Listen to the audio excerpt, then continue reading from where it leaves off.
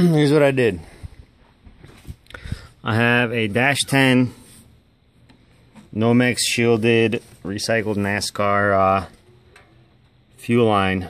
Way too big, but the Dash 8 wasn't existent in the length that I needed, so Dash 10 works. And I got it going to a Dash 8 adapter, going down to a Dash 8 Russell fuel filter, and then these little hose. These are all crimped fittings, so I can't change the length of them.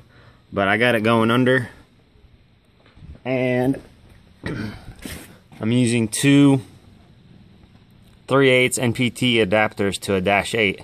They're what hooks up my input, and then my output is a Dash 8. It goes, and it's nomex shielded. It has a 90 on it. It goes up and around, goes to this Y fitting, and I got a 15-inch hose on that side, and I think I got an 11 or 12-inch on that side to a 90-degree fitting. And again, the fittings on this side, instead of the banjo bolts that I used to have, they're 5/8 Dash 20 to Dash 8 adapters. Usually it's Dash 6 because Dash 6 is 3/8. Dash 8 is 1/2 inch. Dash 10 is 5/8, almost 3/4. Anyways, stuff's way too big. However, I won't need to ever upgrade my fuel line system again, and it passes safety tech. All this braided hose stuff passes NHRA tech. And like I was saying, this is all resourced, recycled, used NASCAR crap. These little 90 on one side, straight on one was $40 for a set of 5 of them plus shipping, so they come out to about $8 each. This nomex piece was $40, and it's shielded, so it'll keep heat from getting to my fuel. And these pieces were $40 for 2 of them, with the 135 on one end, or a 45 on one end, and a straight piece on the other end. As you can see, I got leftover hoses. I cut the Dash 10 stuff to length, and I got it set up. I still got 3 of these short pieces left over, and 1 of these that I didn't use. So I could use it for other future projects, or to route NOS or whatever. That's way too big for NOS though. But the way the dash stuff works is I used it for brake lines. I didn't know what it works. It's a commercial grade, professional grade stuff. Dash 3 is what you use for brake lines. What that really means is it's a 30-degree slope. It all fits in together. It doesn't leak, nothing if you got proper fittings.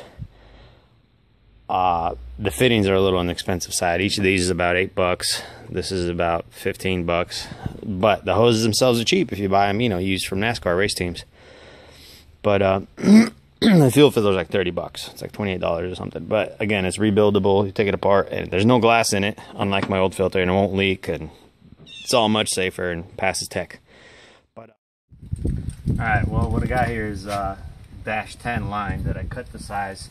And the way to keep this shit from coming apart is wrap it in tape first, and when you cut it, the stainless steel braiding won't go everywhere.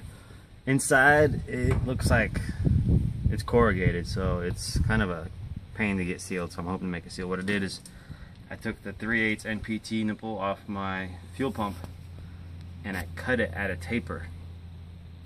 More of a taper than NPT already comes with, because there's no way without a fitting to hook this up to my fuel sending unit, which I've yet to upgrade, but I'm going, do the rest of the line. I put some gasket prep on here, and I'm squeezing it in here, and hoping with the pressure and this Canadian clamper here, it'll seal. What I did is I didn't disconnect I disconnected it, but I didn't